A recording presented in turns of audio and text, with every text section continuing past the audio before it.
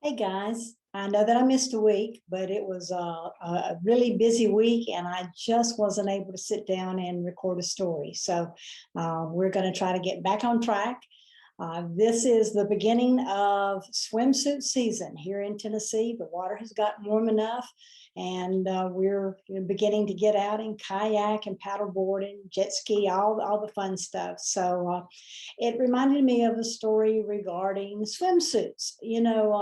As one gets older, you begin to stop wearing bikinis or really form-fitting swimsuits because many of us, as we get a little older, we put on a little bit more weight, and it's just better to go with a one piece or board shorts or something like that.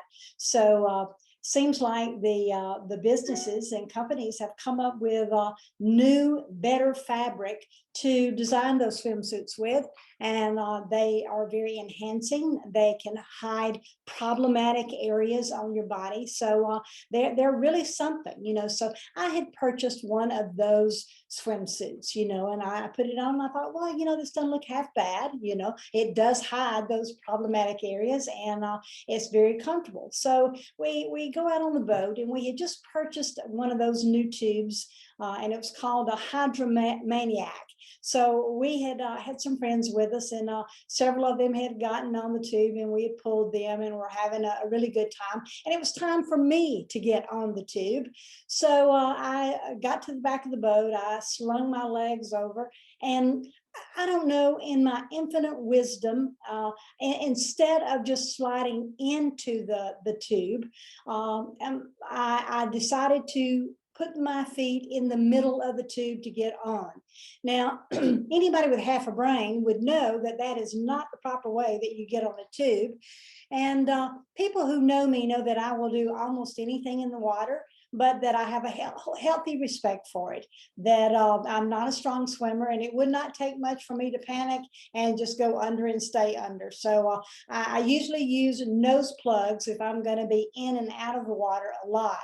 I certainly don't do it paddleboarding or anything like that. But if I'm going to go under the water, the nose plugs are on. Ever since I had my adenoids taken out when I was a teenager, the water just pours up my nose. There's nothing that I can do about it. So everybody knows that, I am not a strong swimmer, and that they always kind of keep an eye out for me. So someone with half a brain would know not to step into that tube. So as I am beginning to step into the tube, I hear all my friends going, "Cat, no." And of course, when I stepped in the tube, the tube began pitching back and forth wildly, and I began flailing about with my arms going all around, and I realized that I am going to fall. Well, I fall, and I'm trying to stop myself, and I end up going upside down, but I don't go in the water. My swimsuit bottom has caught onto a cleat that's at the top of the boat. And there I am hanging upside down by that swimsuit. As I'm hanging there, I'm thinking, man, this is some kind of material. I mean, it's like a supersonic magic material. It did not tear. And there I am hanging. Now, I'm laughing hysterically, and I'm thinking, well, isn't just this something? This is something. And something that happens to me a lot in my life, a crowd had begun to gather around our boat watching us, and they're all in shock, and they're thinking, is she hurt? And of course, I am laughing hysterically at all of it. So my friends cannot get to me. They cannot undo help me get in the water. They can't pull me back. So as I'm upside down, laughing hysterically, they finally think, okay, well, maybe the fabric will tear. No such luck, it did not tear.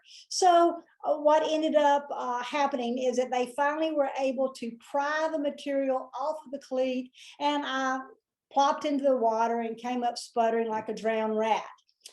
And for me, it gave new meaning to the phrase, hang in there. When people are going through problems or tough times, others around them are so quick to say, hang in there, hang in there. And what do those words really mean? And I have come up with some new meanings. What I think it means is that I really don't want to help you, but I am fulfilling my societal commitment by giving you encouragement, saying, hang in there. If someone has told you enough of what's going on in their life that it prompts you to say, hang in there, I think they probably need more help than those words. Maybe they need some action. Maybe they need some support. You don't really know what they need, but they've certainly voiced issues to you, trials that they were going through, concerns, problems that they were having. And all you said was, hang in there. So you get to go home and feel good about yourself because you said, hang in there. I don't use those words anymore. When someone shares enough of their life with me to let me know that they're struggling, my immediate words are, is there something that I can do to help? Can I do anything? They may well tell me, no, it's just help to talk with you. Or they may say, no, but thank you so much for offering.